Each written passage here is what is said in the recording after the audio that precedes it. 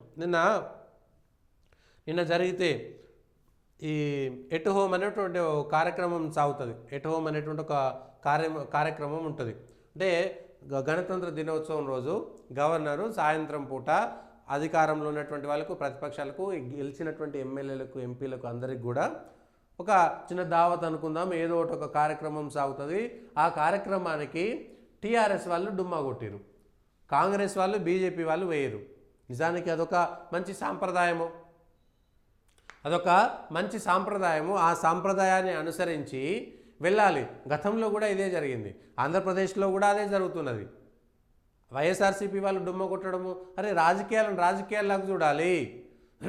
ఇవాళ ప్రాంతీయ పార్టీల యొక్క పరిస్థితి ఎట్లాంటిదే ఉండొచ్చు. ఇవాళ బీజేపీ వాళ్ళు వెళ్ళారు, రాష్ట్రపతికి సంబంధించినటువంటి విందు ఏర్పాటు చేసి అక్కడ ఉన్నటువంటి ప్రతిపక్ష వాళ్ళు లేదంటే అధికార పక్షం వాళ్ళు, సరే సోనియా గాంధీ, రాహుల్ గాంధీ డుమ్మ కొట్టిరంటే డిఫరెంట్ ఇష్యూ, కానీ మిగిలినటువంటి వాళ్ళు కూడా వెళ్ళి ఆ సాంప్రదాయాన్ని కొనసాగిస్తున్నారు. దాన్ని ఎందుకు ఇవాళ తెలంగాణలో ఉన్నటువంటి ప్రతిపక్షం బహిష్కరించడం? సమాధానం చెప్పాలి. ఇవాళ ముఖ్యమంత్రి గారు అడిగేది కూడా కరెక్టే కదా. నువ్వు ఎమ్మెల్యేగా గెలిచి ప్రతిపక్ష నాయకుడిగా ఉండి అసెంబ్లీలోకి రాకపోతే ప్రతిపక్ష నాయకుడు ఎందుకు? టీఆర్ఎస్ ఆ మేరకు ఇవాళ ఏదో గొప్ప అని చెప్పుకోవచ్చు, కానీ ప్రతిపక్ష నాయకుడిగా ఉండి అసెంబ్లీకి రానప్పుడు ప్రతిపక్ష నాయకుడు ఎందుకు? మీరు ఎందుకు? అది రాజ్యాంగాన్ని గౌరవించినట్ట, చట్టాన్ని గౌరవించినట్ట, నిబంధనలు గౌరవించినట్ట? ఫామ్ హౌస్లో ఉండడానికి ఉండండి. మీరు ఎమ్మెల్యే గెలిచిరు, ఎర్రవెల్లిలో ఉంటారు, గజ్వేల్లో తిరగండి, పోయిరండి. ప్రతిపక్ష హోదా ఎందుకు మీకు?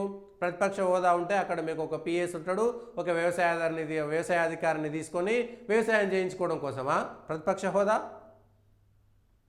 దానికోసమేనా? ఇవాళ సేమ్ గవర్నర్ ఎట్ హోమ్ కార్యక్రమానికి టీఆర్ఎస్ పార్టీ వెళ్ళకపోవడానికి కారణం ఏమిటి? ఏం చెప్తారు మీరు? ఇవాళ ఇదేం సాంప్రదాయము, ఇదేం పద్ధతి? మీరు అధికారంలో ఉన్నప్పుడు పోయారు కదా, అంటే ప్రతిపక్షంలో ఉన్నప్పుడు పోరా? మీరు ప్రతిపక్ష పార్టీ కాదా? మీరు ఎమ్మెల్యేలు పోవచ్చు కదా. సరే కేసీఆర్ గారు అంటే ఎట్లాగూ పోరు, అది వేరే విషయము, కానీ మిగిలినటువంటి ఎమ్మెల్యేలైనా పోవాలి కదా. మరి ఎమ్మెల్యేలను ఎందుకు గెలిపించినట్టు? ఇవాళ ప్రజలు నిలదీసేటువంటి పరిస్థితి వస్తుంది, ప్రజల్లో చర్చలోకి వెళ్తుంది. మీరు ఎందుకు వెళ్ళలేదు? దానివల్ల వచ్చినటువంటి నష్టం ఏంటి? ఆ తెలంగాణకు వ్యతిరేకమా? గవర్నర్ దగ్గర ఎట్ హోమ్ కార్యక్రమానికి హాజరవ్వడం అనేటువంటిది తెలంగాణకు వ్యతిరేకమా? అది మంచి సాంప్రదాయం, అందరు కలిసి. మీరు రాజకీయ విమర్శలు ఎన్నైనా చేసుకోవచ్చు, కానీ ఆ విషయాలను పక్కన పెట్టేసి జరుగుతున్నటువంటి విషయాలను చూస్తే మాత్రము ఇది బాధాకరం.